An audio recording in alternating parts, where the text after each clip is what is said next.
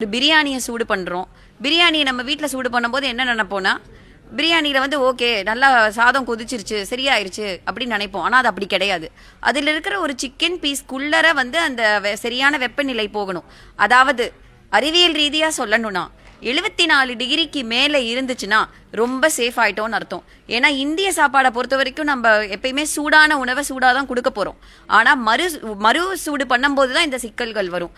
அதனால அந்த கோர் டெம்பரேச்சர்னு சொல்கிற ஒரு விஷயத்தை, அதாவது அந்த சிக்கனுக்குள்ள அந்த 74 டிகிரிக்கு மேலே போச்சுன்னா கிருமிகள் செத்துரும், நம்மளுக்கு வந்து நல்லாவும் இருக்கும், உடம்புக்கு எந்த கெடுதல் வராது. இன்னைக்கு நான் முக்கியமான 3 விஷயங்களை பற்றி சொல்ல போகிறேன். இன்னைக்கு சாலையோர வியாபாரிகளுக்கு நம்ம வந்து உணவு பாதுகாப்பை பற்றி சொன்னோம்.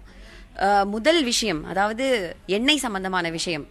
இந்த எண்ணெய் அப்படிங்கிறது வந்து கொதிச்ச உடனே என்ன ஆகும் அப்படின்னு பார்த்தீங்கன்னா அமிலமாக மாறும்.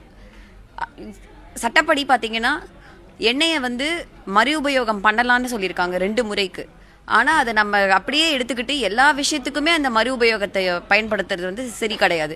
இப்போ வந்து ஒரு சிக்கனை வறுக்கிறோம், இல்லை வந்து வெவ்வேறு ப்ராடக்டை வறுக்கும்போது அந்த நான்வெஜ்ஜை ஹேண்டில் பண்ணும்போது பார்த்தீங்க அப்படின்னு சொன்னால் அந்த எண்ணெயை மறு உபயோகம் செய்கிறது வந்து கொஞ்சம் உடம்புக்கு கெடுதல். இது வந்து என்ன ஆகும் அப்படின்னா அசிடிட்டி ப்ரொடியூஸ் ஆகும். ஸோ சட்டத்திலே சொல்லிட்டாங்களே 2 உபயோகம் பண்ணுறாங்க அப்படின்னா நம்ம எதுக்கு வேணால் பண்ணலான்னா அந்த பொருள் அப்படி பண்ண முடியாது. இது நம்பர் 1. 2வது, சாலையோர வியாபாரிகளுக்கு ரொம்ப மிகவும் ஒரு சேலஞ்சான விஷயம் அப்படின்னு சொன்னால் மாசு, தூசி இது எல்லாம் வரும். இதை எப்படி தவிர்க்கிறது உடனே அப்படின்னு பார்த்தீங்கன்னா உங்களுக்கு தான் இருக்கிறதுலே சேலஞ்ச் ஜாஸ்தி. ஒரு ரோட்டில் பார்த்தீங்கன்னா பொதுவாக மோட்டார் சைக்கிள் வருது, 1000 கார் வருது, பஸ் வருது. ஸோ இது எல்லாமே வந்துட்டே தான் இருக்கும்.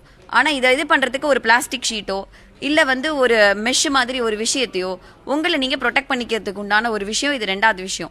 3வது வந்து நம்ம குறிப்பாக பார்க்க போகிறது, ஃபஸ்ட்டு வந்து பார்த்தோம் நம்ம எண்ணெய் பற்றி பார்த்தோம். 2வது வந்து மாசு, தூசி இதை பார்த்தோம். 3வது மிகவும் முக்கியமான விஷயம், சூடாக ஒரு உணவை சமைக்கும் போது பிரச்சனை பெருசாக வராதுங்க. ஆனால் நீங்கள் வந்து மறுசூடு பண்ணும்போது, அதாவது ஒரு பிரியாணியை சூடு பண்ணுறோம், பிரியாணியை நம்ம வீட்டில் சூடு பண்ணும்போது என்ன நினைப்போம்னா, பிரியாணியில் வந்து ஓகே நல்லா சாதம் கொதிச்சிருச்சு சரியாயிருச்சு அப்படின்னு நினைப்போம். ஆனால் அது அப்படி கிடையாது. அதில் இருக்கிற ஒரு சிக்கன் பீஸ்க்குள்ளர வந்து அந்த சரியான வெப்பநிலை போகணும். அதாவது அறிவியல் ரீதியாக சொல்லணும்னா 74 டிகிரிக்கு மேலே இருந்துச்சுன்னா ரொம்ப சேஃப் ஆகிட்டோன்னு அர்த்தம்.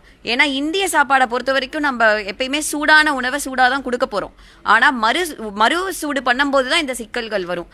அதனால அந்த கோர் டெம்பரேச்சர்னு சொல்கிற ஒரு விஷயத்தை, அதாவது அந்த சிக்கனுக்குள்ள அந்த 74 டிகிரிக்கு மேலே போச்சுன்னா கிருமிகள் செத்துரும், நம்மளுக்கு வந்து நல்லாவும் இருக்கும், உடம்புக்கு எந்த கெடுதல் வராது.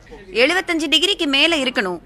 75 டிகிரிக்கு மேலே இருக்கணும். இப்போ ஒரு சிக்கன் பஃப்ஸோ இல்லை வந்து ஒரு எக் பஃப்ஸோ எது பண்ணாலுமே மறுசூடு பண்ணும்போது, ஏன்னா இப்போ பார்த்தீங்கன்னா ஒரு மெயின் கிச்சன்ஸ் இருக்கும் நிறையா இடத்துல, அங்கிருந்து கொண்டு வந்து விற்பாங்க.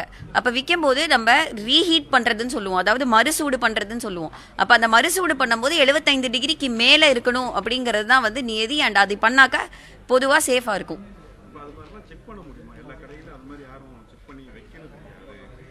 இப்போ செக் கண்டிப்பாக பண்ண முடியும்.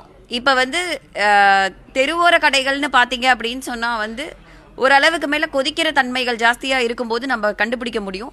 மற்றபடி பார்த்தீங்கன்னா தெர்மாமீட்டர் வந்து இந்த கோர் டெம்பரேச்சர் செக் பண்ணுறதுக்குனே ஒரு சீப்பான இதில் இருக்குது இப்போ தெர்மாமீட்டர்லாம். ஏன்னா இப்போ ஜுரத்துக்கு எப்படி வாங்குறோமோ அதே மாதிரி பொருளுக்கு வாங்க போகிறோம். ஜுரத்துக்கு நம்மளால் ஒரு தெர்மாமீட்டர் செலவு பண்ண முடிஞ்சுதுன்னா கண்டிப்பாக நம்ம வந்து ஒரு உணவு பொருளுக்கு நம்ம செக் பண்ண முடியும். ஸோ இந்த தெர்மாமீட்டரை வச்சு செக் பண்ண போது அது 74க்கு மேலே இருக்கா இல்லையாங்கிறத நம்ம கண்டுபிடிக்க முடியும். என்னோட பெயர் காயத்ரி. நான் பரீட்சனில் மேலாண் இயக்குனராக இருக்கேன்.